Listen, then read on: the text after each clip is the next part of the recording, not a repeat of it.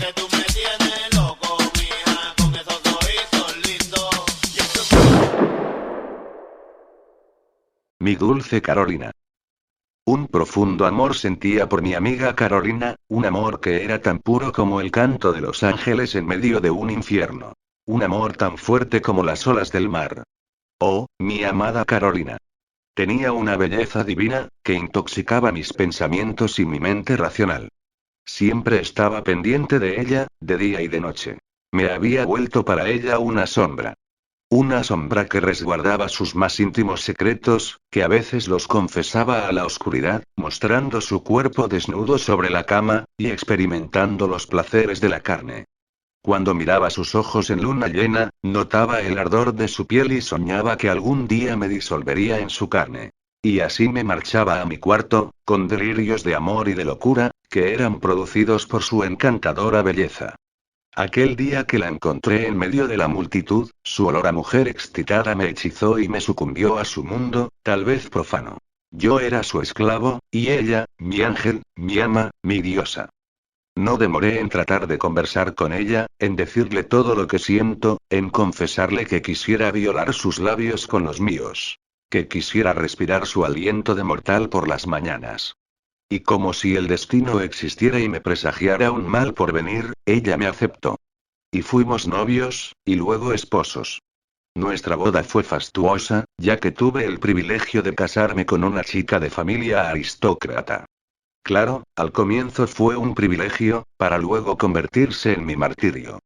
Pasaron los años, y mi amada Carolina ya no era la chica inocente y soñadora. La dura vida a la que fue sometida en este mundo de pobrezas, la hizo cambiar. No quería tocar más el piano, ni cantar cual pajarito, como lo hacía por las mañanas. Y solo en su mente, ya aturdida por el maldito hambre y la miseria, me pedía todo el dinero que a duras penas podía conseguir. Los pleitos se hicieron mayores, y no solo por el maldito dinero, sino porque ella quería que dejara lo que tanto he amado, además de ella mis libros, mis poemas, mi pasión por la literatura.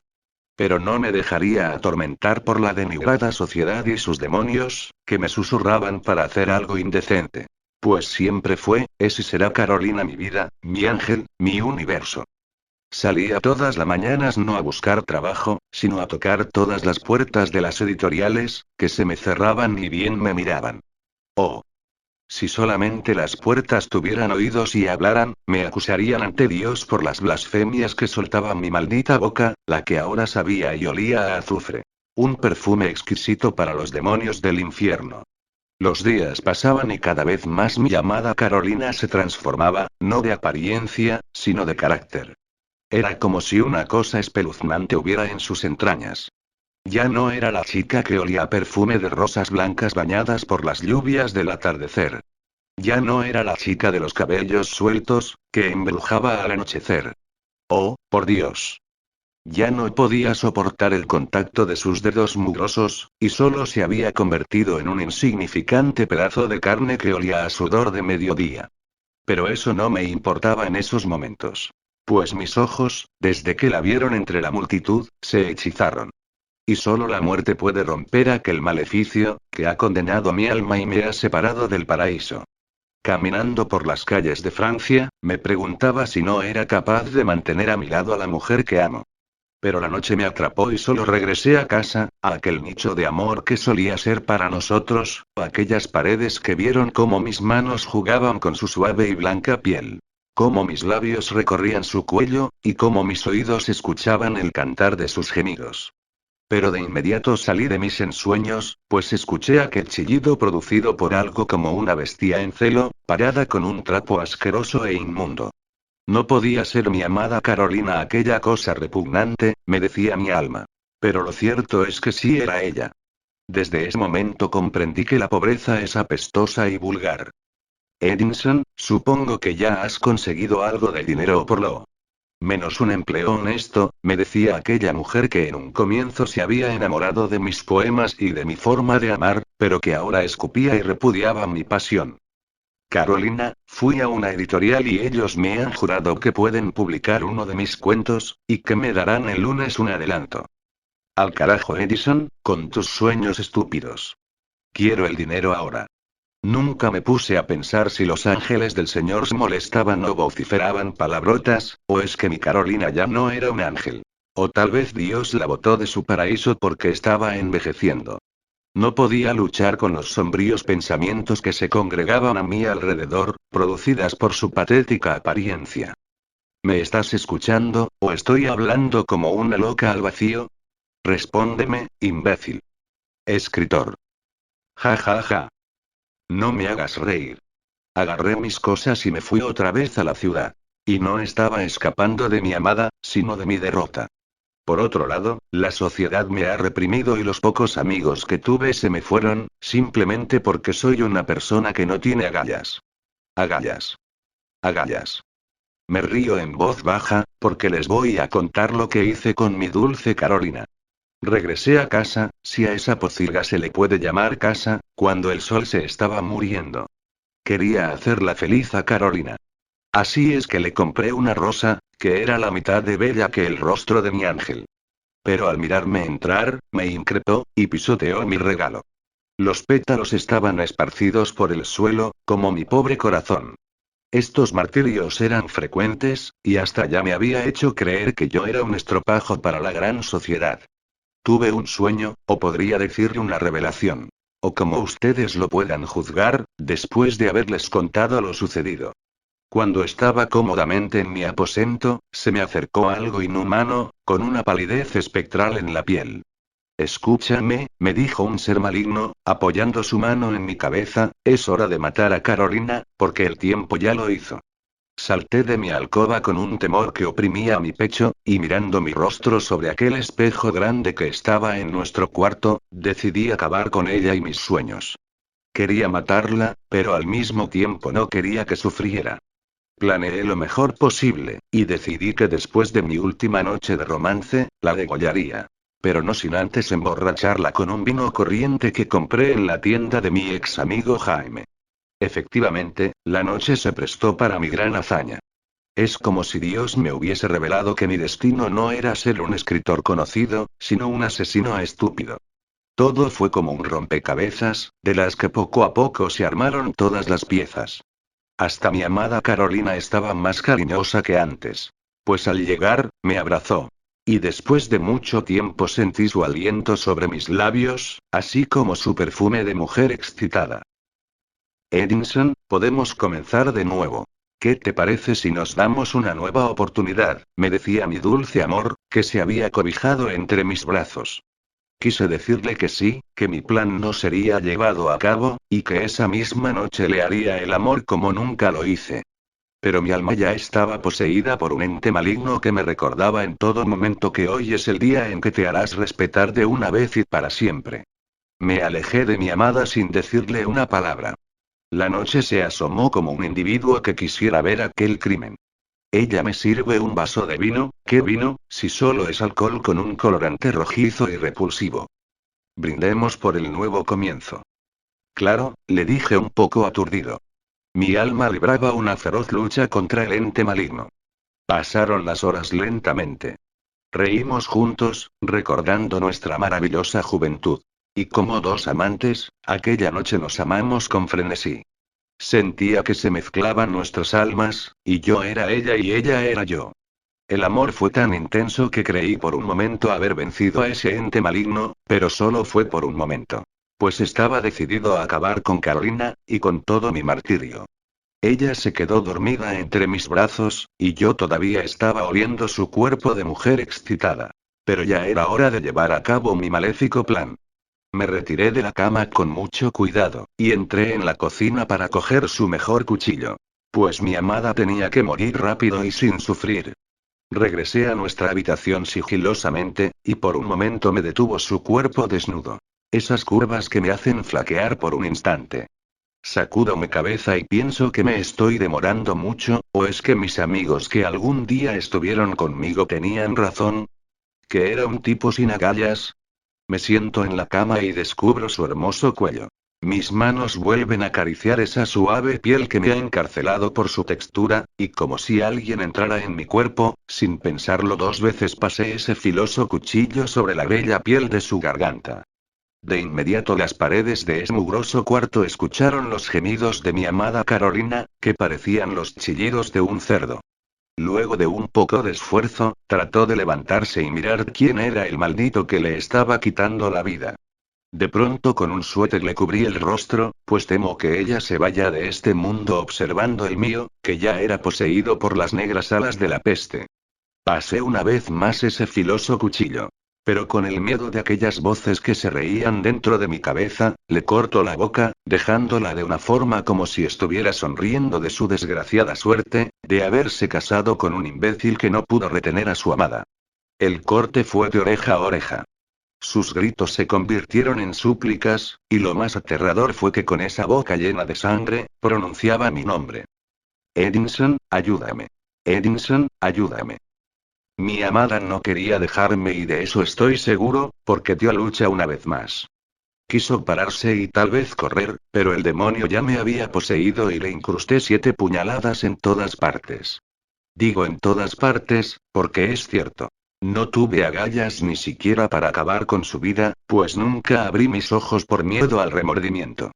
Al ver que mi dulce Carolina ya no se movía, abrí mis ojos y me percaté que le había sacado un ojo y una oreja. Me caí de la cama y lloré como un cobarde bastardo.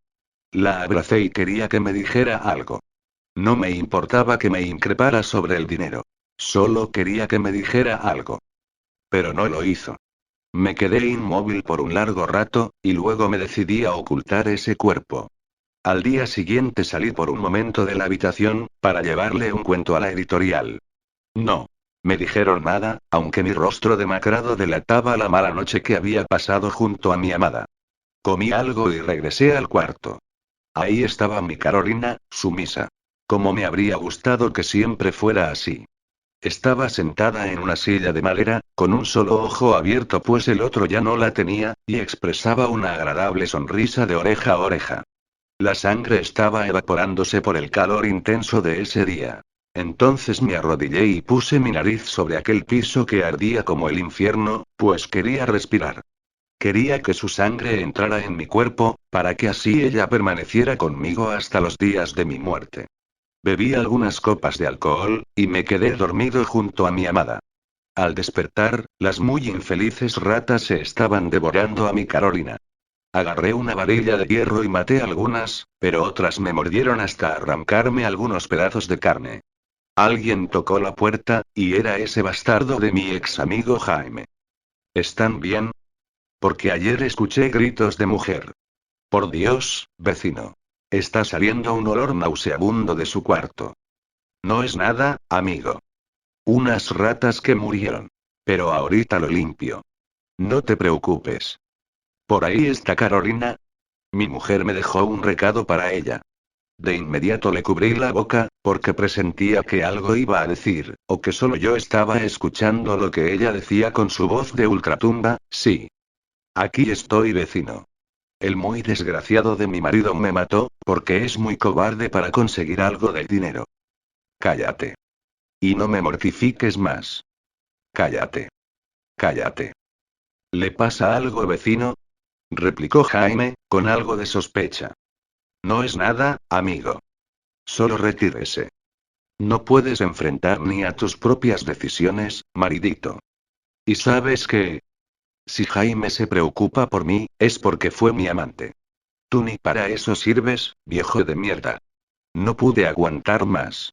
Yo hubiera aceptado que mi Carolina me pudiera odiar, pero no aceptaba que otras manos hubiesen tocado esa suave piel que por derecho me pertenecía. Me enfurecí mucho, y nuevamente me abalancé sobre ella, asestándole otras 12 puñaladas en su rostro y en su cuerpo. Lo siento, mi Carolina, no era mi intención hacerte daño, repliqué ya sumido en mi propia locura. Pasaron los días, y las sospechas del barrio se hicieron mayores. No tuve mejor idea que cavar un pozo, tan profundo, para arrojar a mi esposa. A la medianoche, con la compañía de la demoníaca luna, salí de mi precario cuarto con una bolsa negra. Al caminar, no percaté que el brazo de mi esposa estaba fuera, emanando un olor desagradable. Algunos perros vagabundos olieron la carne en descomposición, y luché con esas fieras hambrientas durante una hora. Oh, mi amor, lo siento. Esas bestias se han llevado parte de tu pierna. No quería matarte. Aquella sombra que me vigila me ha ordenado hacerlo. Llegué al borde del pozo y la arrojé. Para mi mala suerte, Carolina cayó sentada. Tenía la mirada hacia arriba, como si estuviera mirando a las estrellas. No pude contener mi remordimiento, y me marché corriendo, sollozando y maldiciendo mi pasión, a la literatura, y a Dios. Después de decirles unas cuantas mentiras a mis vecinos, todo volvió a la normalidad. Les dije que ella se había ido a visitar a su madre, en California, y que vendría en el verano siguiente. Pero las noches me atormentaban, y extrañaba mucho a Carolina. Quería sentir una vez más su aliento, y tocar su suave y blanca piel. Así que decidí volver al lugar siniestro. Abrí la tapa y encontré a mi amada con la mitad del rostro incompleto, la blancura de sus huesos reflejaban la luz de la luna. Parecía que ella quería decirme algo, y yo apenas comprendía. Eres un bastardo. Me prometiste amor eterno, y mírame cómo estoy aquí, sentada en el fondo de un pozo, con las ratas comiéndome carne. Me arrodillé, con lágrimas en los ojos. No me atormentes más, mi amor. Yo no puedo vivir sin ti, y por eso te llevaré. Podemos comenzar una nueva vida juntos. Luego de algunas horas que parecían interminables, ingresé a la habitación cargando a Carolina o lo que quedaba de ella. Era como si fuera nuestra segunda luna de miel. Aquí otra vez juntos como la primera vez, mi dulce amor. Sé que soy un poco tímido para pedirte que me beses, pero esta vez tendré agallas para hacer lo que siempre me gustó hacer, saborear tus labios. La policía, al ser presionada por la gente del barrio que ya no soportaba el fuerte y desagradable hedor, decidió ingresar al cuarto de Edinson, a quien encontraron recostado en su cama, al lado de un cuerpo en estado de descomposición. En su pequeña mesa había una carta de felicitación, junto a un cheque por haber ocupado el primer puesto en el concurso de cuentos, además de un contrato con una editorial por su cuento titulado Mi Dulce Carolina. Los efectivos de criminalística presumen que el cuerpo tenía más de 3 meses de descomposición. Por otra parte, algunos efectivos tuvieron que limpiar y matar a las incontables ratas que estaban sobre y debajo de la cama. Algunas ya se estaban comiendo la pierna infectada de Edinson, y él solo atinaba a decir que no lo separen de su Carolina. De su dulce Carolina. El caso Follett. Siempre ideamos muchas cosas para la vida, pero no solo la muerte nos da un giro inesperado, sino también las creencias y las costumbres de nuestro propio linaje. Soy Henry Follett. Provengo de una familia de acreditados doctores, que han dedicado toda su vida a sanar enfermos y a revolucionar la medicina. De modo que los ambiciosos y estrictos esfuerzos voluntariosos, llegaron a la cúspide de una fama prometedora. Desde el primer momento que tuve noción de la vida, miraba siempre a mi padre recluirse en su laboratorio después de cenar. Y esto no era de vez en cuando, sino algo muy frecuente. Sé que mi madre sabía lo que hacía mi respetable progenitor en esas horas espantosas de negrura, que devoraban la luz del atardecer, convirtiéndolo en un silencio atroz. A veces me sentaba en la puerta del laboratorio, y esto importunaba a mi madre.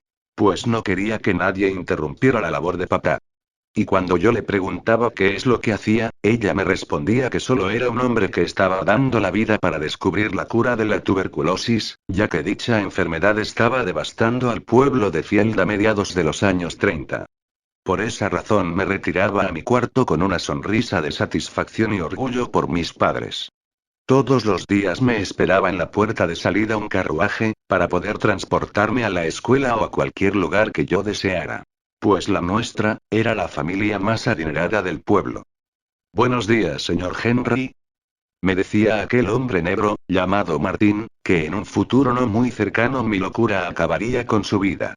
Pero sus palabras no eran de respeto, sino de un miedo que le incineraba por dentro, y podía ver el temor de su corazón a través de sus ojos.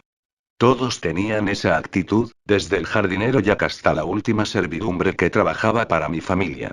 Algunas veces caminaba por las sombras de la noche, cuando me era muy difícil conciliar el sueño, y escuchaba murmullos de casi todo el personal.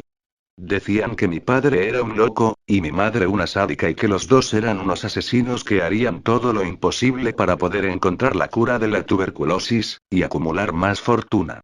Y que en una noche tormentosa, en esas noches donde se abren las puertas del infierno, mis padres vendieron sus almas al ángel negro que siempre ha rondado desde que apareció la especie humana. De repente entraba con una furia descomunal en esos cuartos tan pequeños, e increpaba a la servidumbre. He llegado a agredir a algunos por su gran osadía y la falta de respeto a un hombre que les ha dado un techo y comida. A veces sentía asco de aquellas personas, y no solo por su mediocridad, sino porque olían a muerte, a carne en descomposición, y a sudor de pobreza. En alguna oportunidad observé cómo mi padre descargaba su furia con uno de estos pobres hombres, quien luego de patearlo hasta dejarlo sin respiración, sacaba un pañuelo blanco para limpiarse las manos y el rostro que estaba cubierto de sangre. Después mandaba a cualquiera a sepultarlo en el acampado, como si se tratara de un animal más. Los años transcurrían y cada vez más me parecía a mi padre. No solamente en el aspecto físico, sino también en su esencia me estaba volviendo déspota y arrogante con la servidumbre y con las personas de bajos recursos que se encontraban en el pueblo, merodeando como perros sarnosos. Mi aspecto era fuerte e imponente, pero a la vez con un rostro que reflejaba una soledad demoníaca. Sería porque en mi infancia tenía todo lo que un mortal puede tener en este pedazo de tierra, pero que no tenía a alguien con quien compartir mis sentimientos, pues era muy difícil encontrar niños en la casa. Crecí con todos los lujos y con esta soledad que había creado un abismo infernal, dentro de mi corazón que me tragaba todas las noches, y solo el amanecer me rescataba de sus garras. Los años pasaron y ya estaba terminando la carrera de medicina. Seguiría los pasos de aquel hombre que era respetado por todos. Por una parte me sentía orgulloso y una persona con suerte al haber pertenecido a la familia FQI, LED, ya que muchos niños que vivieron en mi época, murieron de una enfermedad sospechosa. Aquel año había sido un año de terror y de sentimientos más intensos que el terror, porque algunos desaparecían, y solo se lograba encontrar sus ropas con un poco de sangre y algo de excrementos suyos, para llanto de sus padres. El pueblo estaba aterrado y decían que había un hombre de orejas grandes y barba blanca que se los llevaba para matarlos, sacar su grasa y vender sus órganos. Otros decían que era una criatura maléfica, que no tenía nada de humano y solo expulsaba en su andar, temor y miedo. Hasta mi mejor amigo de infancia, llamado Pedro Olmes, desapareció un día, y nadie pudo encontrarlo. Mientras esos acontecimientos inexplicables sucedían, mi familia se consagraba más con la riqueza y con los pueblos de los alrededores, porque el esfuerzo de mi padre dio resultado. Había encontrado la fórmula para combatir la tuberculosis, una enfermedad que se había confabulado con la muerte y no sentía respeto por nadie, ricos y pobres, todos morían en sus brazos. Pero todo cambió un día de otoño. Los grandes empresarios salieron de sus escondites, después de haber escuchado la gran hazaña de mi padre. Todos los reconocimientos fueron para aquel hombre intelectual, a quien sacaron en hombros y lo pasearon por todo el pueblo. Para mí era mi padre, pero para la gente adinerada era más que un ángel. Era su Mesías, guía y salvador. Le obsequiaron muchas cosas, riquezas, esclavos. Hasta le dieron la llave del pueblo de Field. Pero nada de estos buenos acontecimientos cambiarían el destino de la gente del pueblo, pues seguían desapareciendo más niños, y nadie hacía nada para remediar el dolor de las personas. Yo me consideraba en ese momento presuntuoso por aquel hombre que me había compartido todo su conocimiento durante la época de mi infancia y mi juventud, aunque nunca quiso darme la fórmula que lo llevó a la fama. Años después, mi padre murió y con él se fue su mejor descubrimiento, la Fauci fórmula para combatir la tuberculosis. Pero no solo la modernidad llegó al pueblo, sino también los nuevos medicamentos para combatir cualquier tipo de enfermedades. Y la crema HCDN, como había puesto de nombre a su maravilloso invento mi venerado padre, era reemplazada por algunos medicamentos más sofisticados. Pero un día desperté con la intención de averiguar la preparación de la mentada fórmula, y me sumergí en sus libros y en su propio laboratorio, donde mi padre se enclaustraba todas las noches. Al comienzo todo era lo normal. Alguna que otra cosa extraña que sucedía, como un viento que soplaba de norte a sur y traía consigo un olor nauseabundo, o aquellos lamentos que en algunas ocasiones se escuchaban. Pero que no provenían de esta tierra, sino de una dimensión desconocida. En ocasiones aparecía una sombra espectral y rondaba la habitación, tratando de decirme algo en un idioma que no entendía. Pero todo esto fue cambiando, y no para bien, pues los sueños constantes que tenía se convertían en pesadillas, y se reflejaban cada día más. Soñaba a un hombre que caminaba llorando, desgarrando su carne putrefacta e infecta, y un ángel sometiéndole a los castigos más salvajes que un mortal puede soportar. Corría hacia él, con la intención de apaciguar su llanto y dolor. Sin embargo, despertaba en la cama dando un salto y gritando con desesperación, ya que aquel hombre era mi padre. Algunas veces le comentaba de esas horribles pesadillas a mi madre, que ya era una anciana. Pero nunca me dio siquiera una respuesta.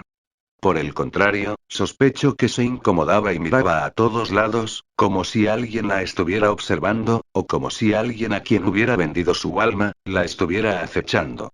Ya no era esa mujer valiente que se enfrentaba a todas las personas del pueblo, cuando acusaban de algo a papá. Ahora andaba deprisa perseguida por sus temores, hablando consigo misma, deslizándose por las calles a pasos lentos, contando los minutos para esperar la horrible noche que nos ofrece el pueblo de Field. Pero bueno. Con explicaciones o sin ellas, yo seguiría tratando de encontrar la fórmula. De manera que devoré todos los libros que tenía en su laboratorio. Hice algunos experimentos, pero siempre terminaba aturdido en mis fracasos. Faltaba un elemento, y por más que lo buscaba, no lo hallaba. Y me retiraba a mi habitación como un fracasado, como un hijo que tal vez nunca heredó el intelecto de su padre. Un día de otoño, todas mis preguntas serían respondidas inesperadamente. Caminando alrededor de mi casa pensando en aquel elemento que faltaba encontrar para concluir con mi experimento. De pronto caía un pozo lleno de lodo. Grité y pedí auxilio, pero nadie fue a socorrerme. Y con mis propias fuerzas salí de aquel nauseabundo lugar. Corrí para cambiarme de ropa, pues detestaba ese olor fétido, y cuando ingresé y prendí la luz de mi habitación, mis ojos observaron algo monstruoso. Inicialmente pensé que eran solo alucinaciones mías, o el estrés de ir trabajando días y noches enteras sin dormir en la dichosa ciudad. Pero para mi mala suerte, lo que mis ojos me mostraban era real pedazos de carne humana, cubiertos con piel seca, que parecían escamas. En ese momento no comprendía nada, ni sabía por qué la servidumbre nunca limpió ese lugar, y solo se me vino a la cabeza el nombre de Martín. Martín, aquel negro que mi padre compró a un judío, aquel negro que me aterraba, o que tal vez simplemente me daba asco por su aspecto, su color, o ese olor que expulsaba de inciensos. Aquel negro que me aconsejaba no ingresar al lugar donde trabajaba mi padre, porque ahí vive el diablo que se oculta en los rincones de la casa, me decía. He pensado que ese bastardo fue el pervertido que secuestró a mi amigo Pedro, ya que la última vez que vi a este último, fue conversando con él. Pero ahora las cosas cambiarían. Ya no soy aquel niño que vivía aterrado por los ojos blancos de ese negro que se aparecía en la oscuridad. Un espíritu aborrecible se encendía dentro de mí, y solo mis miembros inferiores que tomaron voluntad propia, me conducían a la habitación de Martín, para que me explicara por qué no había limpiado o cubierto ese pozo del que salían olores repugnantes. Sin embargo, al muy infeliz lo encontré en el sótano dibujando figuras extrañas. Tal vez tratando de contactarse con el demonio, pues siempre pensé que era un hereje. Le increpé y luego lo agarré a golpes de manera brutal.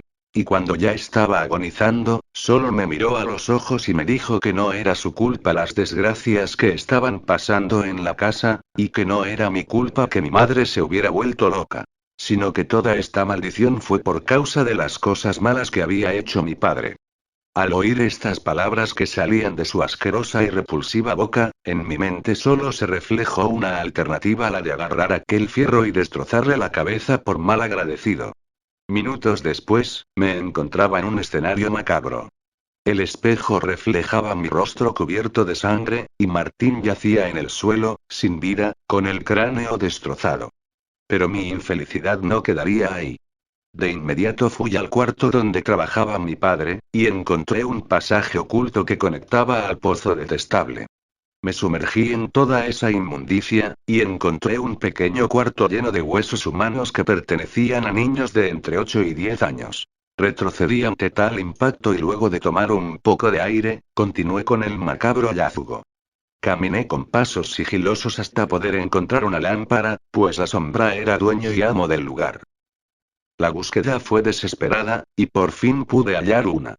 La encendí, y encontré una olla tan grande en la que tal vez podrían caber uno o dos cuerpos. Una caldera, un horno para desintegrar cualquier cosa, y un letrero que alumbraba con aquella luz demoníaca la pócima de la crema HCDN. Aceleré el paso, y desempolvé el letrero con mucho cuidado, con un miedo que me chamuscaba por dentro.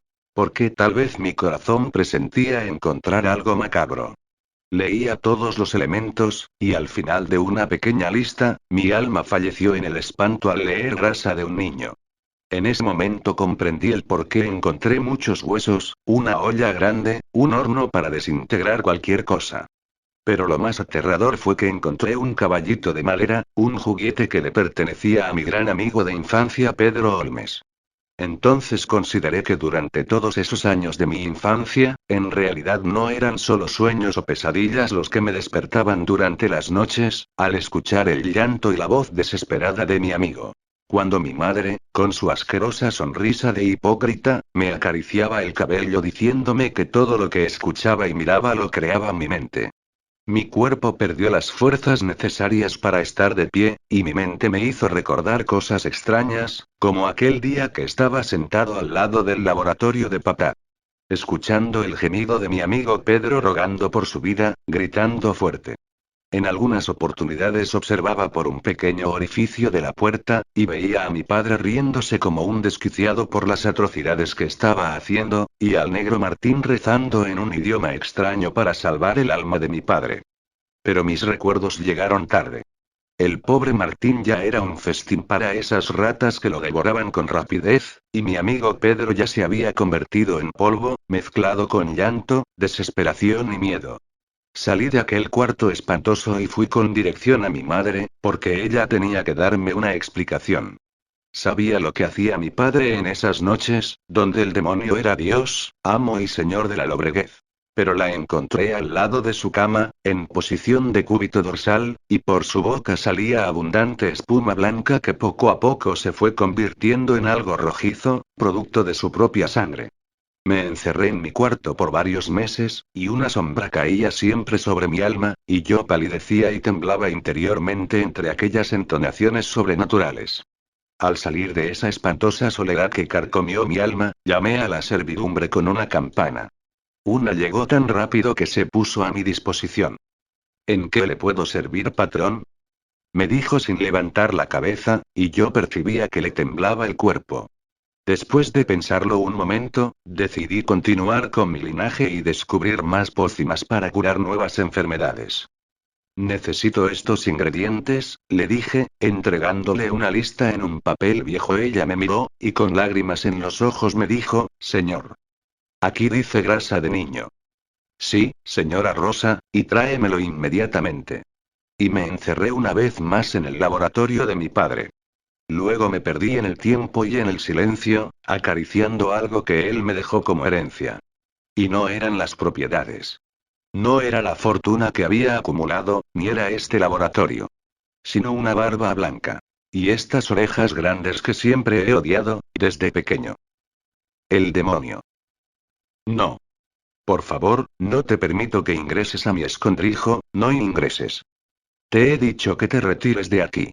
Es un lugar muy asqueroso, como una cloaca que está en medio de una ciudad. Aquí un ángel me ha encerrado por ofender a Dios. Pero sigues insistiendo. ¿Qué testarudo eres? No quiero hacerte daño. Date vuelta y márchate por donde has venido, que después no voy a poder ayudarte.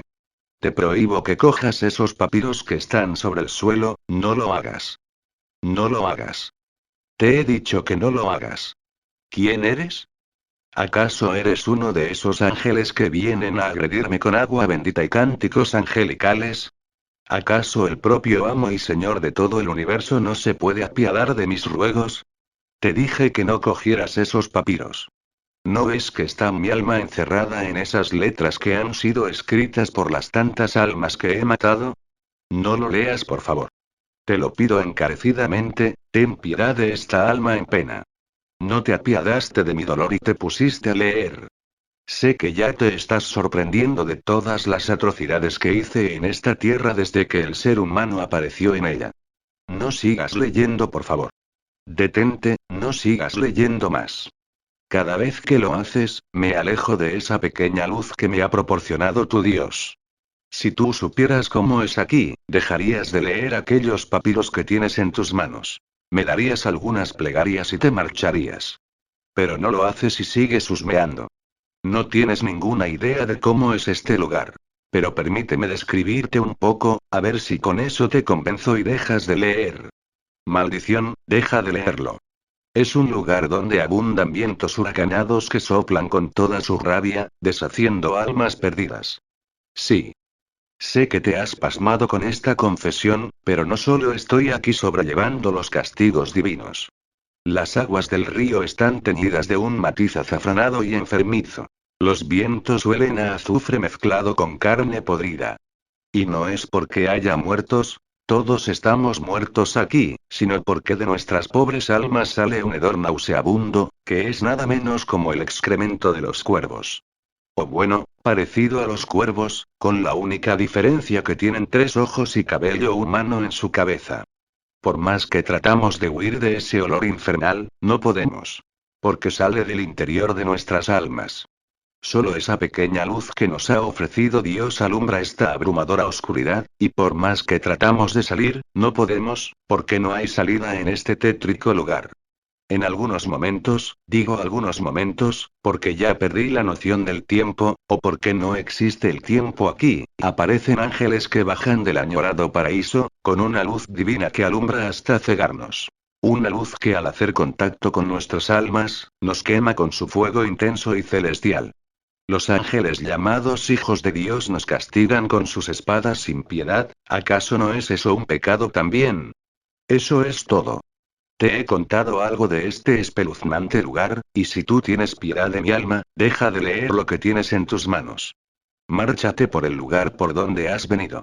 Yo sé que no eres un ángel, porque tú sí te apiadarás de mi dolor. No lo puedo creer. ¿Acaso no te interesa mi dolor, mi sufrimiento, mi amargura, mi agonía?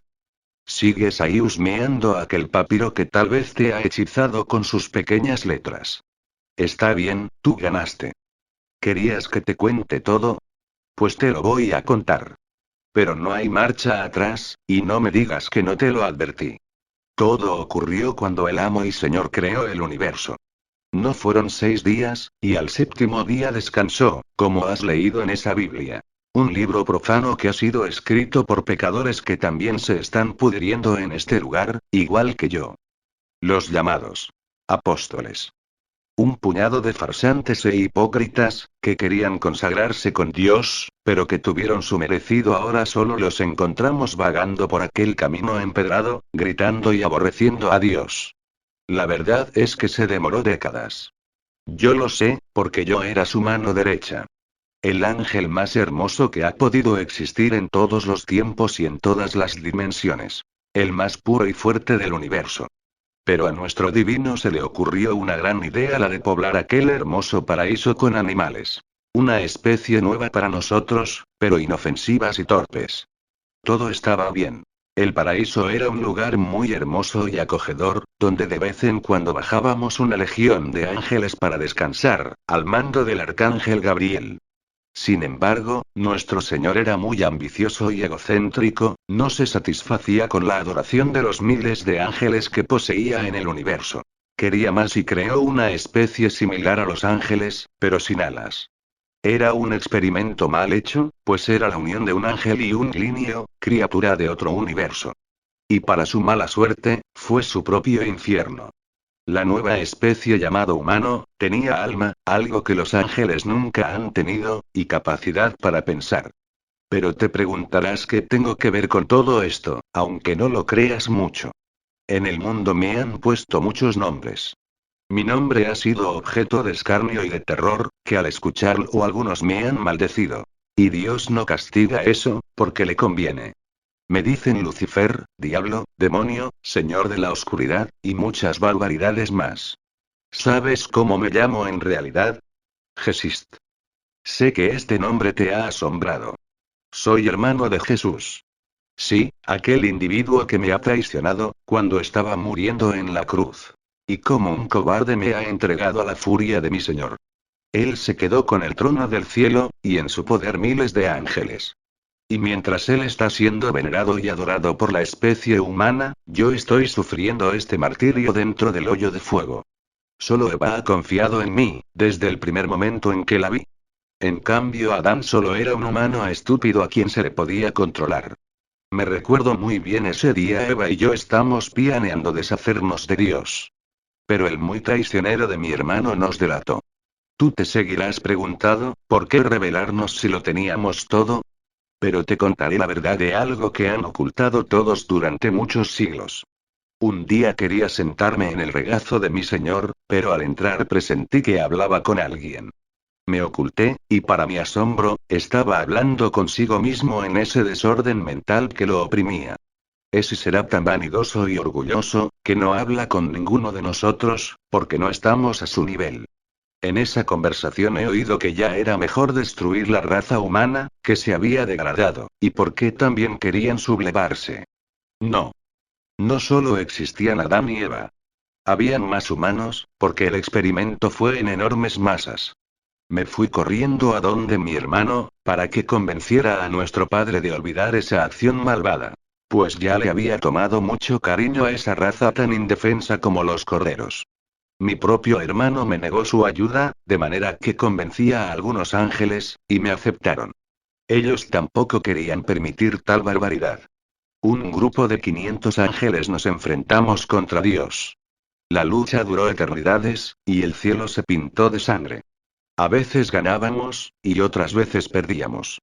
Pero en el campo de batalla siempre había ángeles muertos con la cara destrozada, y con un olor nauseabundo que se esparcía por todas las dimensiones.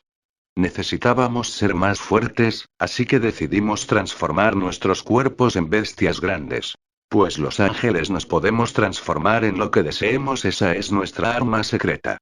Después de la transformación ya no éramos ángeles, sino bestias con musculatura, garras en la mano y alas negras.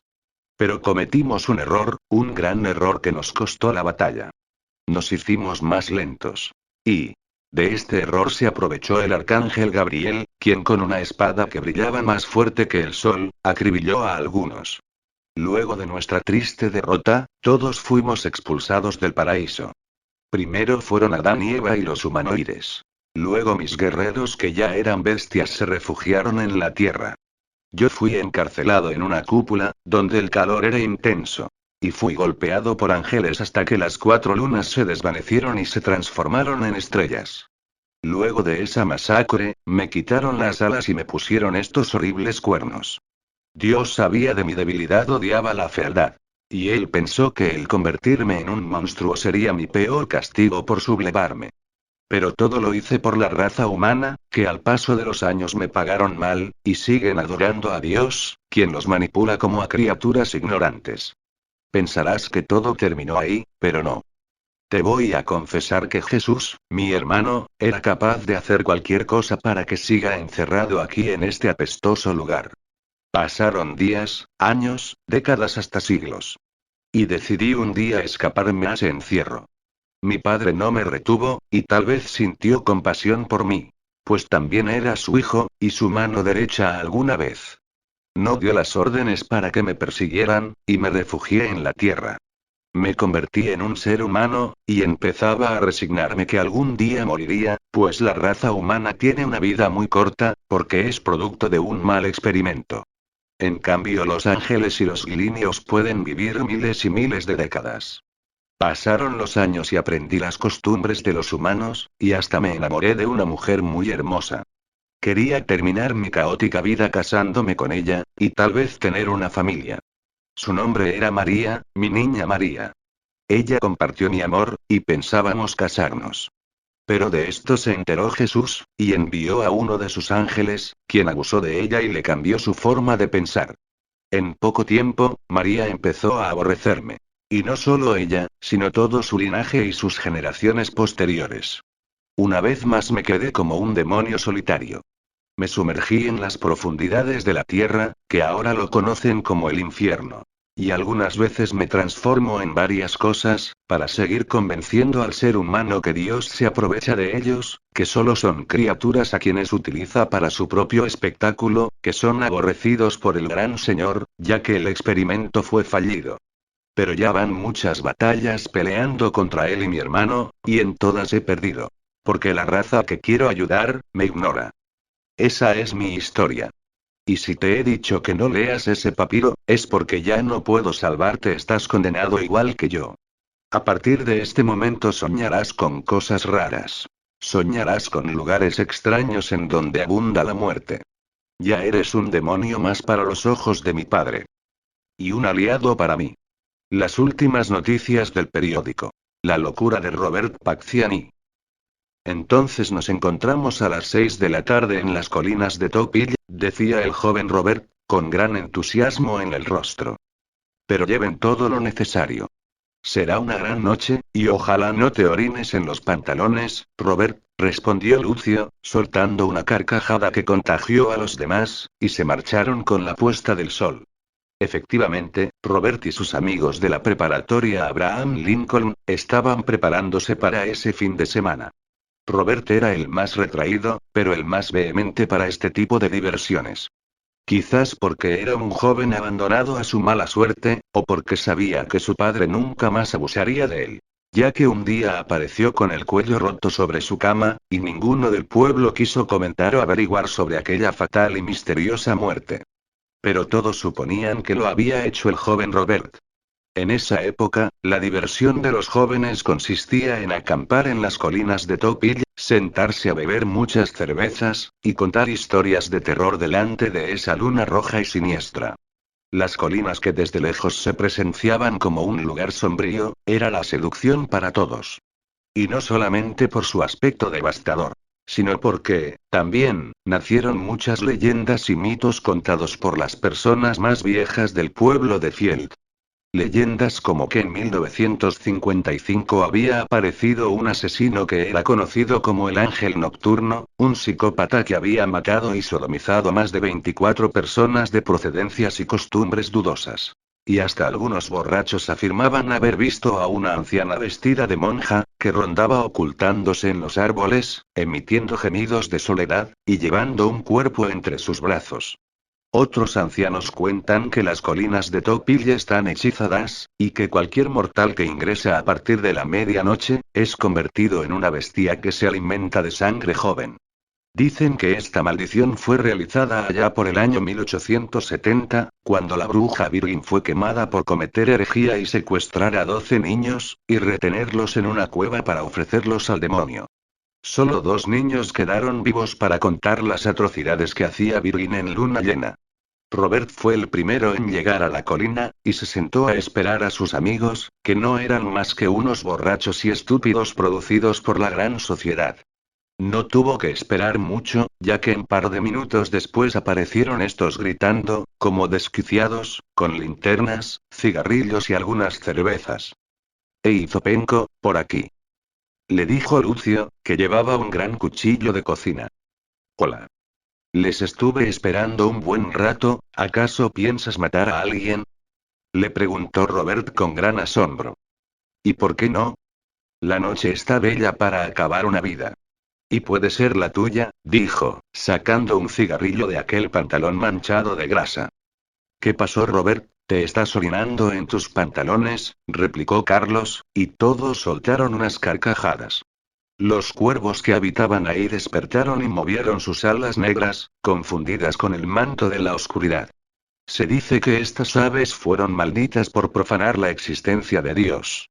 Están inquietas porque han olido sangre, sangre que tal vez se derramará esta noche. Pasaron las horas y las sombras se apoderaron de las colinas de Topil. Todos estaban con algunos tragos encima. Robert estaba con ansias de contar sus grandes historias de terror. El ganador se iría a su casa con más de $70 en el bolsillo, y el perdedor tendría que dormir en las frías colinas de Topili. Algunos podrían pensar que es un castigo intrascendente, excepto el hecho de aguantar ese frío intenso durante toda la noche. Pero no es así. Desde que los jóvenes se aventuraron en acampar en las colinas sin el permiso de sus padres, estuvieron apareciendo cuerpos sin vida. Es como si alguien estuviera tratando de revivir esas horrorosas leyendas que cuentan los ancianos. Los policías ya reportaron la muerte de 5 jóvenes, que fueron encontrados degollados, mutilados. Chicas violadas, que presentaban el cráneo destrozado. O en casos peores, una botella incrustada en la cabeza. O brazos de color negruzco como muerte esparcidos sobre la maleza, dando forma a una cruz al revés. Quizás desafiando a Dios, o a ese sol que sale tímidamente por los traumas que le ocasionó el ser humano.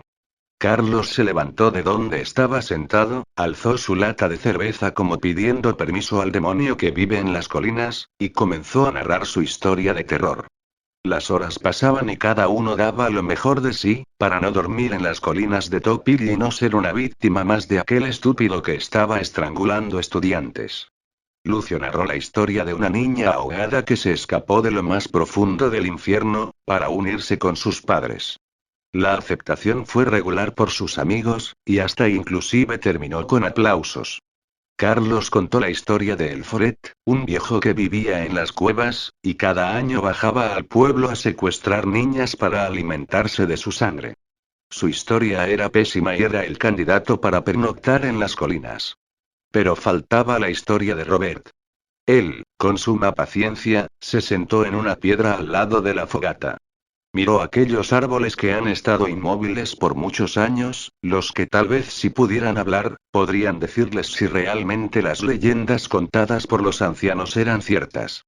Hace una pausa, quizás para ordenar sus ideas malévolas. Luego mira a sus compañeros, y empieza su magnífico cuento. Con la sola expresión de su rostro, todos se quedaron callados y pusieron atención al relato. Josep caminaba por las calles de París, dijo Robert encendiendo un cigarrillo, y prosiguió. Era un estudiante que quería aprender más de los grandes pintores que había alojado esta gran ciudad.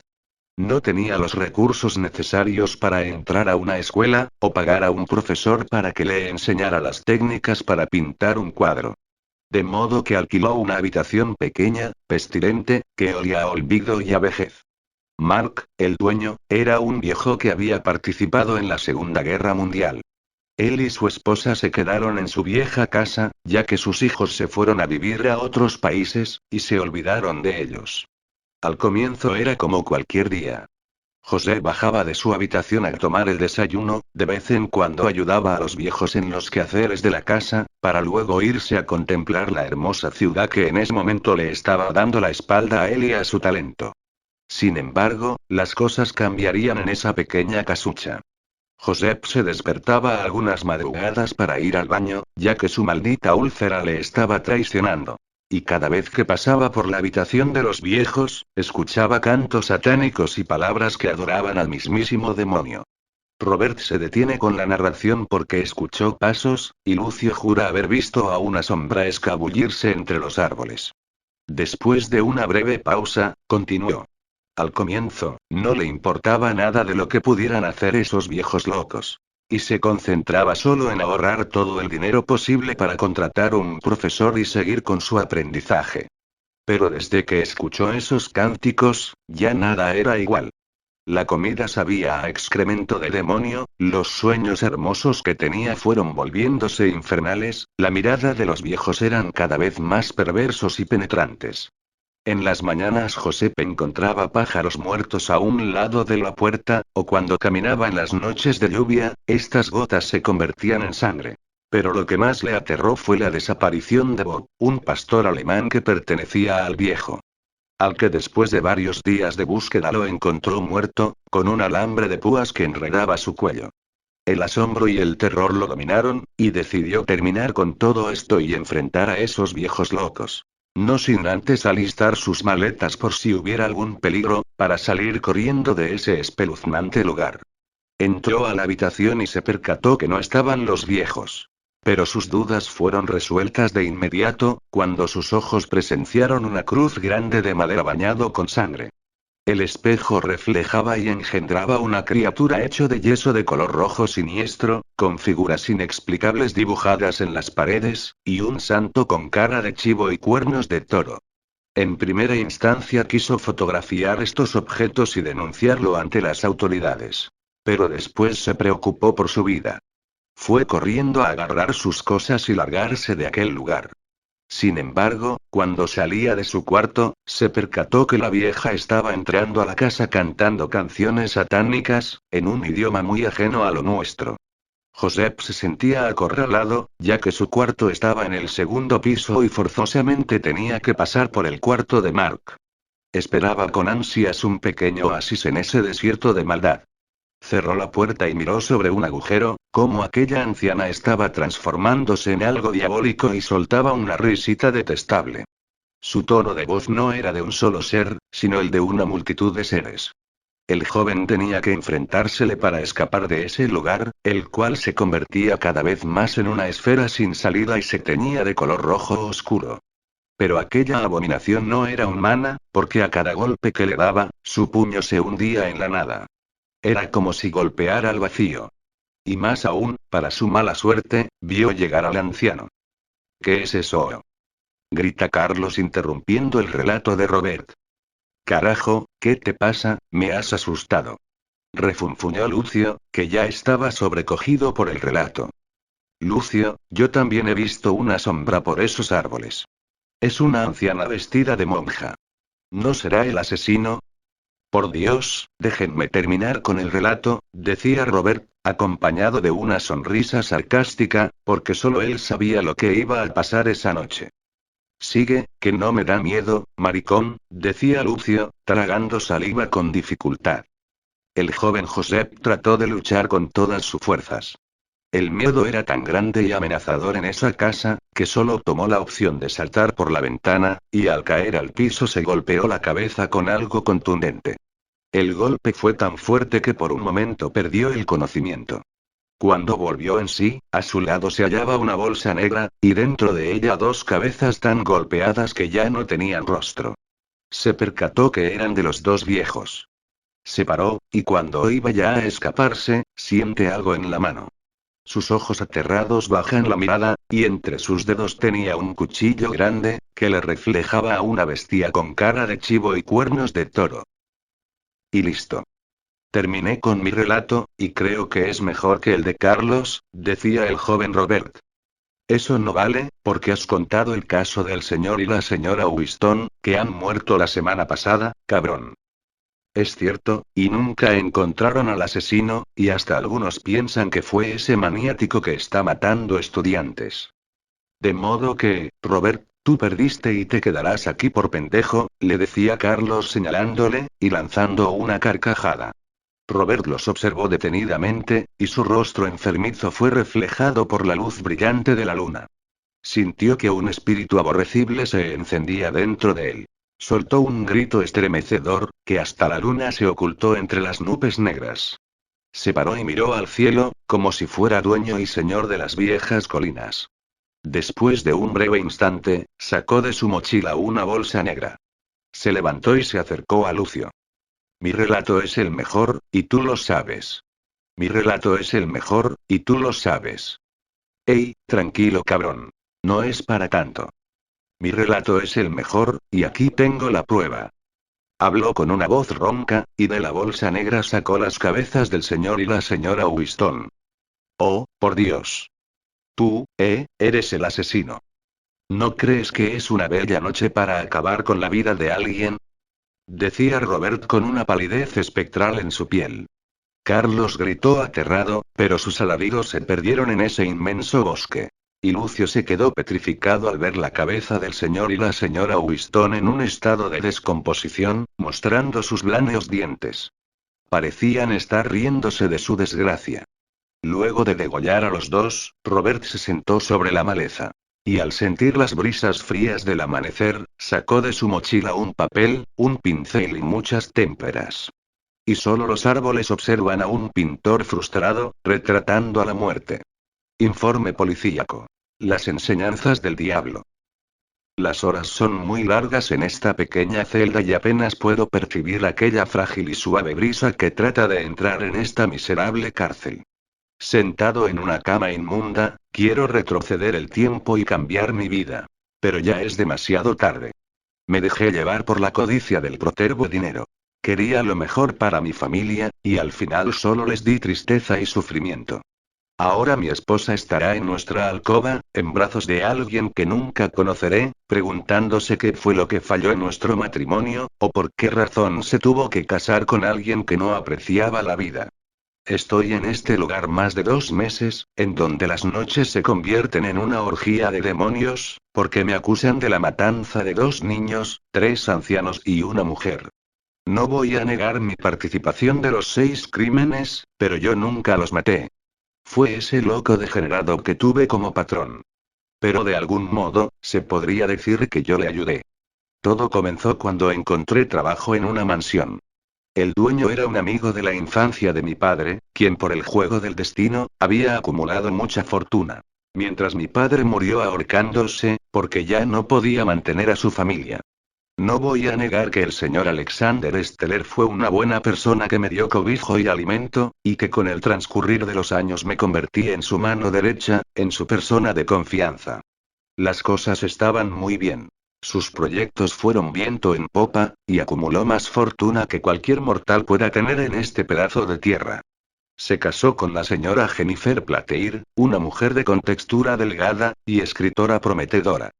Después de 2 años de convivencia tuvieron un hermoso niño, a quien le pusieron de nombre Jersey. Era un muchacho muy extrovertido y preguntón, nunca se daba por vencido, y hasta empezó a fascinarle la lectura a temprana edad. Pero las cosas cambiaron cuando la señora Jennifer fue internada por ansiedad. La familia comenzó a derrumbarse por los muchos pleitos que tenían el patrón y la patrona. Y pocos meses después, encontramos a la señora colgada en su habitación. Nadie pudo superarlo, menos Jersey. Ya que este fue el primero que miró y experimentó de cerca a la muerte. El señor se volvió un alcohólico, y salía con mujeres. Tenía que ocuparme de Jersey, pues era apenas un niño de 9 años, que no merecía tener esta vida. Para consolar su soledad le compré una mascota, un perrito al que los dos le pusimos el nombre de Nisky. Ahora Nisky era quien le acompañaba en su tristeza, y siempre los miraba caminando a los dos, como buenos amigos. Sin embargo, el señor se volvía cada vez más agresivo, y en algunas oportunidades lo encerraron en la comisaría local, por hacer desorden público.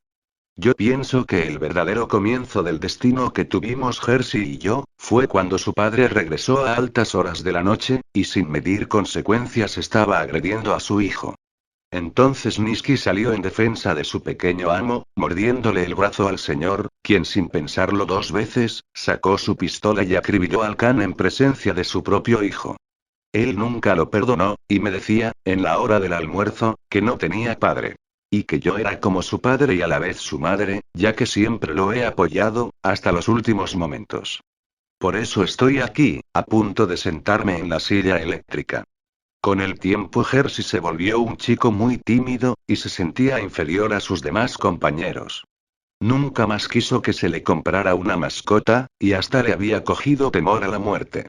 El señor Alexander había muerto 2 años después, y Jersey nunca fue a su funeral. Mas en algunas ocasiones, les aseguro, le brillaban los ojos de felicidad y hablaba en voz baja, soltando una leve sonrisa. El niño que era, ahora ya había muerto. Su comportamiento se había vuelto altanero y agresivo, y se reía de la miseria y pobreza de sus empleados que estaban bajo su mando. Pero gracias a la literatura, empezó a tener compasión de ellos, y hasta se había vuelto en un buen patrón. Las cosas cambiaron para bien, y Jersey cada vez más se apasionaba con la literatura. Tenía una colección de novelas góticas, y muchos retratos de su escritor favorito Edgar Allan Poe. Un día me dijo que quería ser un gran escritor, y como su apoderado que era, le di mi apoyo en lo que más necesitaba. Como si Dios estuviera recompensándole por los muchos infortunios que tuvo, su primera obra se convirtió en un bestseller. Ya no era el joven distraído. Ahora era ya todo un famoso que asistía a entrevistas y programas de televisión. Solo había un problema: todas las noches se despertaba gritando, y yo acudía en su auxilio. Desesperado me contaba las mismas pesadillas, en las que había un hombre de aspecto infernal que mataba a su padre. Y luego Jersey terminaba con un cuchillo en una mano, y en la otra la cabeza de su padre. Creo que, en mi opinión, estaba ya transformándose en el nuevo Jersey. Tratamos de sobrellevar sus pesadillas con paseos por el campo y mucha actividad física. Sin embargo, una noche se me acercó y me dijo que estaba escribiendo una novela, que tenía 6 cuentos a la vez, que le pondría la cúpula del diablo, y que se vendería como pan caliente. Hasta allí no había ningún problema, ya que había heredado el talento de su madre, que fue una prestigiosa escritora. Pero lo que me asombró fue que con el transcurrir del tiempo, Jersey no se conformaba con nada. En el amor era un fracaso, pues no había una chica que le aguantara una semana. Se le escapaban despavoridas por el comportamiento que tenía. Él no entendía el porqué de su obsesión por tener más de lo que tenía. Era un joven de muchos lujos, dinero, casas, carros, admiradoras, todo. Pero no se sentía feliz. No obstante, un día descubrió por casualidad lo que quería hacer con su vida monótona. Fue cuando estábamos dando nuestro habitual paseo por una de las granjas que había adquirido con su fortuna y su fama. En ella vimos a un perro muerto. Miré el brillo de sus ojos, lo que me hizo recordar a su padre. Se arrodilló, y con su navaja empezó a experimentar la satisfacción. Me asusté, porque su rostro había encontrado el placer, el éxtasis en esta vida. Ese día no me dijo nada, y nos fuimos a casa. Él a seguir escribiendo, y yo a ver las cuentas de su nuevo negocio. No solo él había encontrado el placer que tanto estaba buscando, sino que yo también encontré el mío. Me encantaba el dinero. Sería tal vez porque toda mi niñez fue de escasez de cariño, de dinero, de confortabilidad. Las cosas transcurrieron bastante normales durante una semana. Y un 26 de mayo, entró a mi habitación con una cara de niño preocupado, como si hubiera roto algo. Se sentó a mi lado, me cogió del brazo, y me dio un maletín con mucho dinero. Al comienzo no entendía nada, pero después de unos minutos me explicó que quería plasmar todas sus fantasías, ya no en una hoja, sino en la vida propia. Aquel cuento que se titulaba Una noche de masacre, quería llevarlo a la realidad. Salté de la cama y retrocedí 3 pasos, pero una vez más el demonio de la avaricia y la riqueza había entrado y se había posesionado de mi alma y de mi raciocinio, y acepté. Nuestras primeras víctimas fueron 2 niños que estaban perdidos en la calle. Los raptamos, y en una noche tormentosa, me había convertido en cómplice de las nauseabundas y crueles ideas de Jersey. Mientras yo leía lo que había escrito, él torturaba a los niños. Ya no era mi Jersey aquel niño a quien le gustaban los animales y jugábamos a las escondidas. Era un monstruo que se excitaba con los gemidos de dolor que expulsaban de su pequeña boca aquellos indefensos niños. La tortura duró más de 2 horas. Jersey terminó con el polo lleno de sangre y tirado en el suelo, hablando cosas raras. Y se miraba en sus ojos desorbitados un gozo, un placer, algo divino.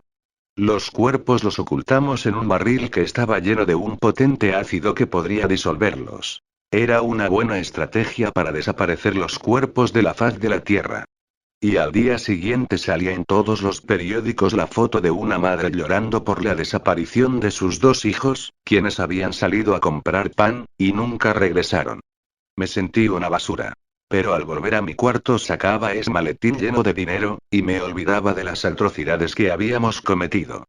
Por el contrario, Jersey había perdido su alma, ya que nunca más vi compasión en sus ojos, y se encerraba en su cuarto a escribir y planear su próximo asesinato. Cuando alguien tocaba mi puerta, pensaba que era él. Esta agonía me tenía mortificado, quería siempre decirle que ya no participaría de sus locuras. Pero él tenía con qué convencerme, y lo tenía mucho. Hace poco le dieron un premio por tratar de incentivar la literatura gótica, y el muy desgraciado ponía una cara de inocente y de sorprendido. Si supieran lo que ocultaba en ese cerebro, ya carcomido por las enseñanzas del diablo. Una noche tempestuosa tocó a mi puerta y me mostró unas hojas. Al leerlo, una vez más mi corazón presintió otra noche sangrienta. El título de su nuevo cuento era Gemidos de terror sobre un pozo. A continuación, me dijo que quería el cuerpo de una mujer joven, y la de un anciano.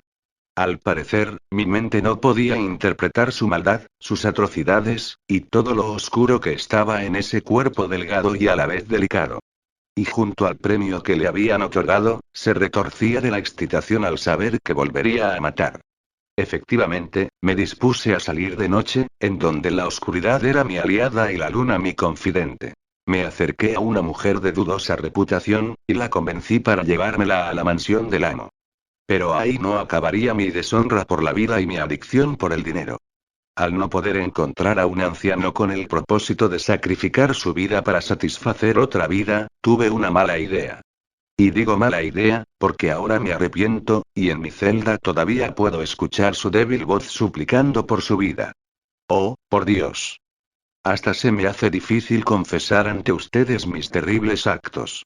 Al no encontrar a un anciano cualquiera, me dispuse a convencer al padre de mi esposa a que me acompañara una noche en la mansión, inventando una gran mentira.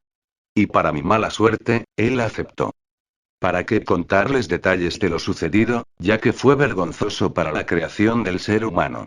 De cómo el demonio en forma de espíritu, ayudaba y aconsejaba a mi amo sobre la forma como tenía que matar a esas personas. Yo no pude ver esas aberraciones, o es que me sentía muy culpable. Cerré la puerta, y me senté al lado para escuchar los gemidos de dolor que sufrieron esas personas. Solo les diré que al día siguiente encontré a mi suegro enterrado en un pozo. Y por la manifestación de sus ojos y los arañazos en el rostro de Jersey, comprendí que había sido enterrado vivo, no sin antes haber soportado el corte de varios pedazos de su muslo izquierdo. La mujer de dudosa procedencia estaba partida por la mitad, y tenía en su boca restos de carne cruda. Y si mi lógica no me falla, creo que eran las partes del muslo del anciano, mi suegro. Y así tenía que vivir con este tormento durante un mes, donde habían desaparecido más de 8 personas. Pero era yo quien tenía que parar con esta masacre, pues los policías nunca habían sospechado que el pervertido o el monstruo de Linker, era el famosísimo escritor Jerzy Steller. Con aceleradas palpitaciones de mi viejo corazón, fui a la comisaría a confesar mi participación en la desaparición de esas 8 personas. Sin embargo, me creyeron solo una parte. Es decir, me redujeron, me esposaron y me llevaron al cuarto de interrogación, porque según ellos estaba mintiendo.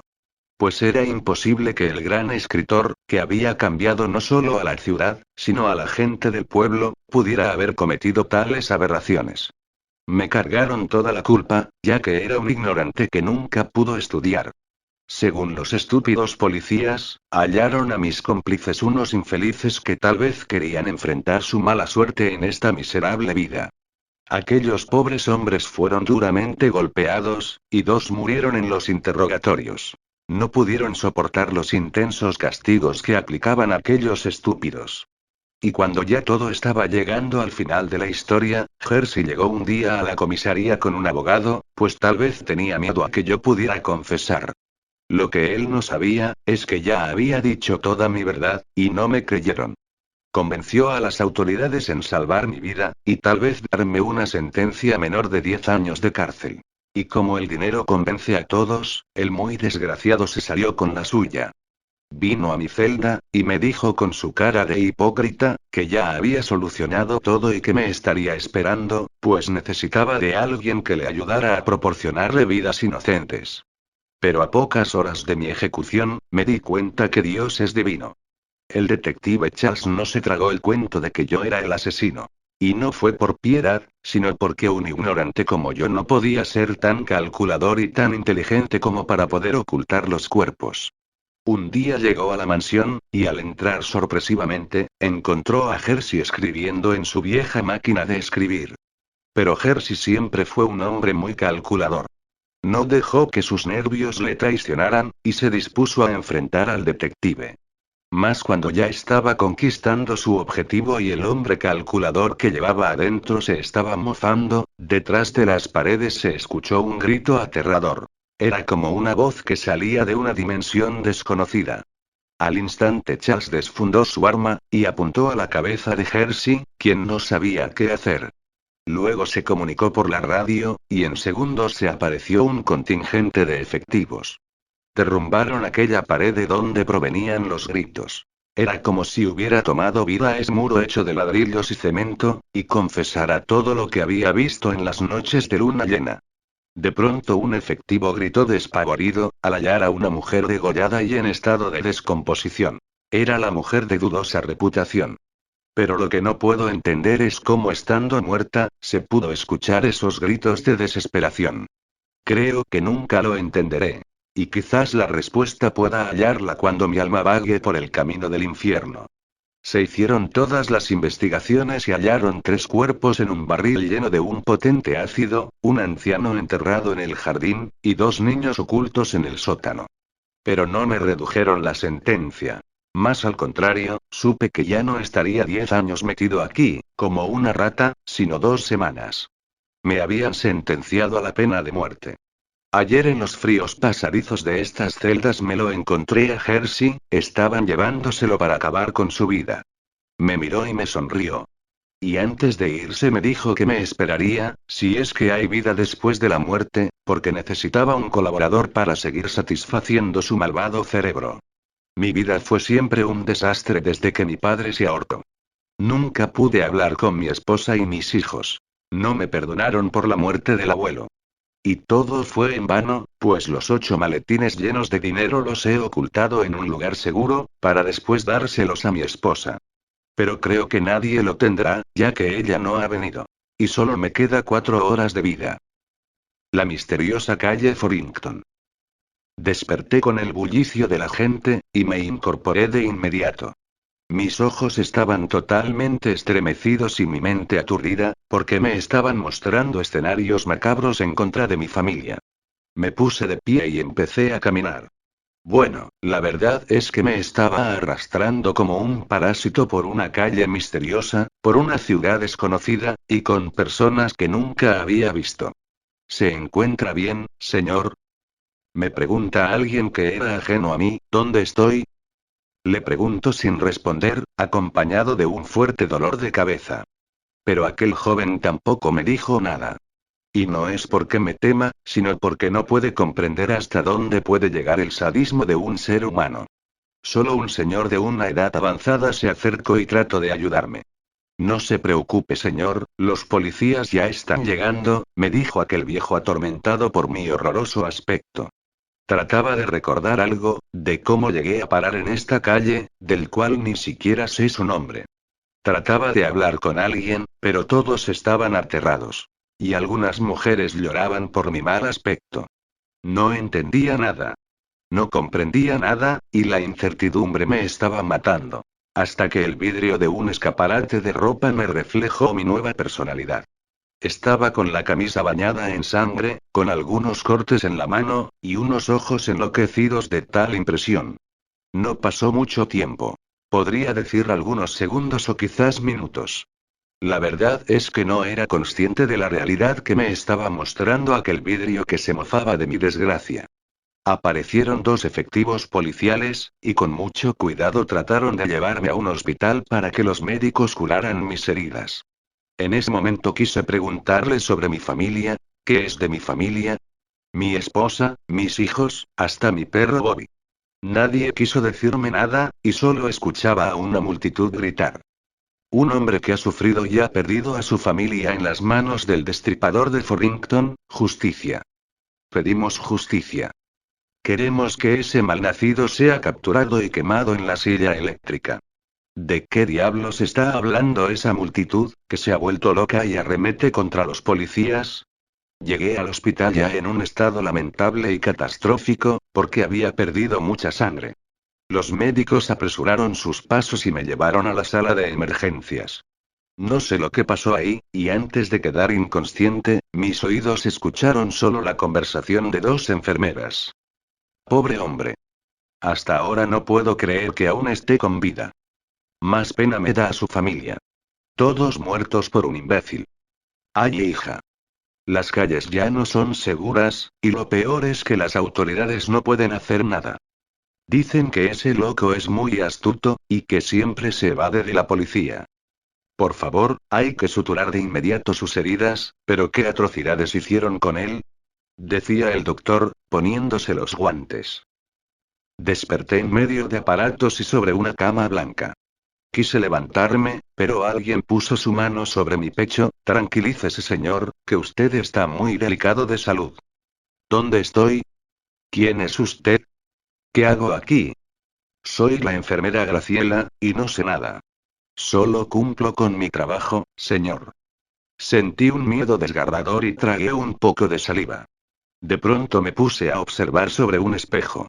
Y lo que les voy a describir es algo muy horrendo, que no desearía que le pase a nadie. Incluso a mi peor enemigo. Tenía muchos cortes en la cara.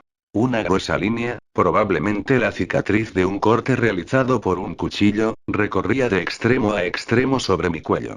Me faltaban 2 dedos en la mano derecha, y no tenía el pie izquierdo. Grité con tal furia, que de inmediato se aproximaron 2 enfermeros y me inyectaron un tranquilizante. Estuve en ese hospital por más de un mes, y mi corazón ha sufrido 2 paros cardíacos. Los doctores dicen que he perdido mucha sangre, y que estoy muy débil. Algunas enfermeras insisten en que debo comer para vivir. ¿Vivir para quién, si ya no está mi familia? Durante ese mes vinieron con frecuencia 2 detectives y un oficial. Me hicieron algunas preguntas, pero nunca pude recordar nada, y ni siquiera tenía idea de cómo llegué a parar en esa calle desconocida, a punto de morir. Después me contaron todo, con el mínimo detalle, acerca de lo que habían sufrido mis hijos y mi esposa. A ella la encontraron torturada en un hotel, abusada sexualmente, y asfixiada con una cinta adhesiva. Pero la peor parte llevaron mis hijos. El asesino se había entretenido con sus cuerpos, sodomizándolos antes de ser degollados con una sierra eléctrica. Desde ese momento sé que se ha acabado mi vida, y ahora soy un muerto viviente. Ya no quería comer, y solo le daba la espalda a cualquiera que quería confortarme. Pero lo más indignante era que tal vez mi mujer y mis hijos fueran las últimas presas de ese asesino, ya que habían cesado los crímenes. ¿Por qué tuvo que ser mi familia? ¿Acaso nosotros le habíamos hecho daño, en algún momento de su nefasta vida? Tal vez nunca pueda responder a esa pregunta. Me dieron de alta después de 2 meses. Salí sin saber qué hacer. Era un deforme para la sociedad, y como toda sociedad hipócrita, en un comienzo se apiadaron de mí. Pero luego se cansaron, y nadie quería ayudarme. Esa he pensado que les doy asco. No puedo salir de día, y todo lo hago de noche. Soy como el jorobado de Notre Dame, aquel cuento que le leía a mi hijo pequeño todas las noches antes de dormirse. Pasaron los días para mi caótica existencia. Los policías nunca pudieron encontrar al asesino, y ya el caso estaba archivado. Decidí quitarme la vida, y en mis 2 intentos de suicidio no logré hacerlo. ¿Acaso Dios tiene algo para mí, o es que tal vez también él rechaza mi feo rostro?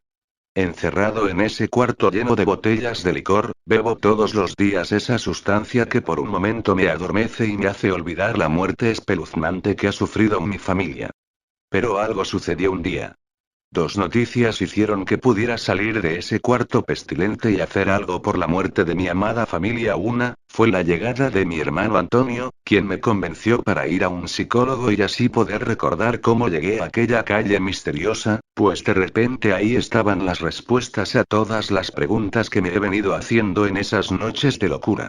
Y la otra, es que otra vez apareció ese maldito que está matando gente inocente, y si yo recobraba la memoria, tal vez pueda ayudar a la policía para atrapar a aquel bastardo. Todos los días escuchaba las mismas noticias y miraba las mismas imágenes: familias llorando desgarradoramente al ver a uno de sus miembros tirados en el suelo, como si fueran cualquier cosa que se estuvieran pudriendo. Y el rostro de los efectivos, consternados por no poder atrapar a ese bastardo que también acabó con mi familia. Solo tienen indicios o probabilidades de que el asesino comete sus fechorías en las madrugadas, y que tal vez se oculta todo el día, para volver a cometer sus crímenes una vez que la ciudad es cubierta por las sombras. Cogí mi abrigo y esperé a mi hermano sentado en una banca, pues estoy seguro que hoy día es el comienzo de una nueva vida para mí, y el inicio del fin para ese bastardo hijo de puta que ha matado a más de 23 personas, incluyendo niños y ancianos. Entramos en una oficina elegante, ya que la psicóloga Bernette Fry me estaba esperando. Una mujer no mayor de 35 años, con una tez blanca, y muy amigable. Siéntese por favor, señor Thompson, me dijo girando su silla, y después de mirarme continuó, bueno, relájese y ponga su mente en blanco. Luego contaré hasta 3, y quiero que me cuente un poco acerca de su infancia. ¿Pero qué tiene que ver mi infancia con la muerte de mi familia? Le repliqué parándome, y a punto de irme. Siéntese por favor, y primero quiero que me escuche. Según su informe médico, usted recibió golpes en la cabeza, y me gustaría saber si no han habido daños. Me fui de ese lugar, porque pensaba que me estaban tomando por loco. Feo ya era, por la desgracia que me había pasado, pero loco es una estúpida idea.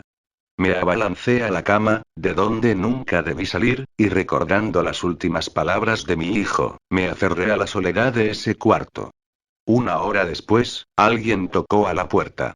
Me paré y abrí. Era el detective Mitchell, y un policía. Disculpe por la molestia, señor. Aquí el policía presente me ha dicho que le vio en el parque antes de que suceda la tragedia. Me gustaría que recordara algo. Es de suma urgencia. Dependen de usted ahora las siguientes vidas, ya que el asesino mató ayer a una anciana. Ahora no puedo recordar nada, detective. Estoy muy cansado. Márchese, por favor, le dije dándole la espalda. Pero señor, no sea egoísta. Usted es la única persona que ha sobrevivido al ataque a ese psicópata. Usted es el único que nos puede ayudar. No quiero ayudar a nadie, le dije, y cerré la puerta. Recapacite, señor. Mañana vendremos, replicó el detective, y se perdió en el bullicio de la gran ciudad. Solo me senté en una silla, abrí una botella de licor, y me sumergí en su amargo y somnífero líquido. Ya era un desperdicio para la sociedad, y eso no me importaba. De pronto una luz se proyectó en la habitación, y su intensidad desgarraba mi sombra que trataba de ocultarse en el rincón más pequeño, y como si estuviera en una sala de cine, sobre la pared se proyectaron las imágenes. Me paré consternado, y esas imágenes me tragaron en un instante. Por más que grité, sé que nadie escuchó. ¿O es que ya estaban hartos de las frecuentes locuras que me produce este trago amargo? Pasé por varias dimensiones, y hasta les puedo jurar que he visto el cielo y el infierno. Pero lo más hermoso fue que llegué a un lugar en donde estaba mi hijo, jugando con su bicicleta. Corrí para abrazarlo y respirar su aliento, pero solo era un alma en esa dimensión. Observé de inmediato a mi alrededor, la gente iba y venía, y traspasaban mi cuerpo. En esa confusión solo atiné a ver aquel letrero que decía calle Forington. Decidí seguir a mi hijo, pues quizás puede llevarme a casa. Pero alguien distrajo su atención, se volteó y le saludó. Rápidamente mis ojos observan para reconocer a ese hombre alto, con un sombrero grande, pero lo curioso es que su rostro estaba cubierto con una máscara. En ese preciso momento no tenía ni idea de qué hacer. Solo me puse enfrente de mi hijo, y con una voz amenazante le dije, detente. Detente. Pero el muy infeliz no se detenía. No pude hacer nada, porque soy un simple bicho que se puede pisotear en este lugar. El hombre de la máscara misteriosa se llevó a mi hijo a un cuarto oscuro, y una vez más he muerto en vida. Miré, o quizás recordé, lo que le había pasado a mi pobre hijo. La bestia estaba abusando de él en una cama que estaba hecho de cuerpos inertes, mientras lloraba y decía alguna palabra, pero que no podía escuchar bien. Me abalancé contra ese pervertido, y mi cuerpo traspasa al suyo. Hijo. Hijo. Abro los ojos. Oh, por Dios. Estaba en el suelo de aquel cuartucho que expulsaba un olor nauseabundo, de vómitos y botellas de vino. De inmediato me dispuse a llamar al detective Mitchell. Sé que no es solo un sueño. Es tal vez un recuerdo malo, escondido sobre mis recuerdos. Solo se demoró una hora, y tocó la puerta. Yo estaba en el clímax de mi locura. Señor, tranquilícese, y deje de caminar en círculos. Detective, ¿existe una calle llamado Forrington? Le dije, presionando mi mano derecha, que temblaba como una gelatina. Sí, pero queda al norte de California, en 3 horas se puede llegar en auto. Me miró y luego sus ojos se agrandaron, y continuó, ¿acaso recordaste algo? Creo que sí. Hice una pausa y continué, ahí encontrará algo, estoy seguro. El detective encendió su celular. Oficial Bert, diríjase a la calle Forrington. Repito, a la calle Forrington. Luego me miró por última vez, y se marchó tan rápido como había llegado. Muy bien, señor Thompson, pronto atraparemos a ese bastardo. No supe qué pasó esa noche, porque solo atiné a seguir bebiendo, a sumergirme en mi caótica y afligida soledad. A la mañana siguiente, las personas estaban aglomeradas en un puesto de periódico. Me acerqué y pregunté a alguien, pero se apartó y me miró con desprecio. No comprendía nada, hasta que después de 5 segundos recordé que ya no era un hombre, sino un décime. Y justo cuando ya estaba marchándome alguien me cogió de la mano. Muy bien, señor Thompson, me dijo el detective, mostrándome el titular de un periódico. Se ha encontrado en la calle Forrington, un sótano con muchos cuerpos sin vida. Según presume la policía, el asesino escondía a sus víctimas camuflándose entre la noche. Amigo, tú eres la pieza clave en estas investigaciones. Ayúdanos a capturar a ese imbécil. No le dije nada y me fui sin despedirme de él. La verdad es que no tenía ganas de ayudar a nadie, ya que nunca me ayudaron a mí, ni a mi familia. Y cuando ya me disponía a marcharme, a lo lejos observé a una mujer muy parecida a mi esposa. Hasta su ropa era idéntica, un camisón y una falda de color negro. ¿Acaso es Mireia? Apresuré mis pasos, porque alguien la estaba increpando. En ese momento no pude ver el rostro de la persona, porque estaba de espaldas. Pero cuando volteó, me caí de un gran susto sobre el cemento. Era aquel hombre de la máscara misteriosa, que tenía en sus manos un gran cuchillo. Sus ojos brillaban como las estrafalarias luces y sombras de la populosa ciudad. Y su piel sin color, como la muerte, me paralizaba de ira y miedo. Me levanté y empecé a gritar como un loco, pidiendo que ayudasen a esa mujer que tenía el rostro de mi esposa. Pero todos se alejaban haciendo caso omiso a mis súplicas, y otros me miraban con lástima. Thompson, tranquilícese. ¿Qué le pasa? Detective, alguien quiere matar a esa mujer. Ayúdenle. Por Dios, no hay nadie, te estás comportando como un loco. Luego Mitchell recapacitó, Thompson, es uno más de tus recuerdos. Sacó un lapicero y un cuaderno pequeño y prosiguió, ¿qué miraste? Dime qué miraste. Un hombre con una máscara. Un hombre con una máscara y un sombrero grande. Y me desmayé. Bueno, debió ser eso, porque terminé en mi cuarto. Y 2 efectivos estaban resguardándome. Después, lo que me pasó hasta yo mismo no puedo creerlo. Pero para que no haya ninguna duda, les contaré el triste destino que me guardaba a Dios. Luego de despertar de mi prematuro desmayo, observé a 2 efectivos mirándome fijamente. Quise pararme y saber de la mujer que el muy bastardo quería matarla, pero uno de ellos me dio un fuerte golpe en la cara, y me estaba increpando. No entendía nada, como de costumbre, y en ese preciso momento se apareció el detective Mitchell. Corrí hacia él, por decirlo así. Más bien cojeaba y me acerqué a él, pero de pronto me dijo algo que nunca pude entender. Señor Thompson, queda usted detenido por la muerte de las 23 personas y la de su propia familia. Creí que era una de esas malditas pesadillas que tenía cuando me emborrachaba, pero para mi desgracia no lo era.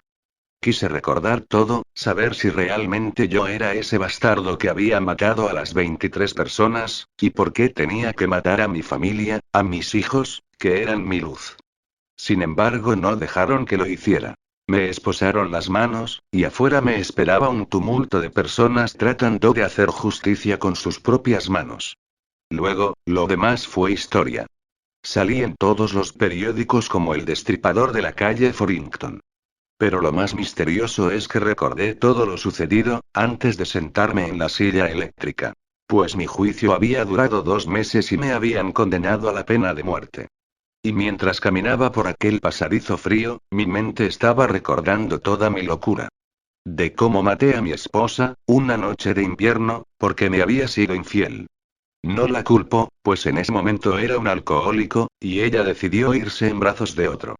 Luego me apresuré en llegar a mi casa para llevarme a mis hijos a la calle Forrington. Aquel hombre que aparecía en mis pesadillas, aquel pervertido de la máscara misteriosa, era yo. Mis traicioneros recuerdos me proyectaron las mismas imágenes de mi hijo, suplicando, y esta vez sí escuché lo que decía: papito, ¿qué haces? Papito, no me hagas daño. Y cuando la energía estaba sacudiendo mi cuerpo, mi mente me obsequió como regalo un recuerdo más, el último recuerdo. En mis horas de borrachera, cuando salía de esa apestosa cantina, me topé con una dama de ojos verdes y cara de ángel. Me dijo que si yo quería poseerla, tenía que ser alguien en la vida.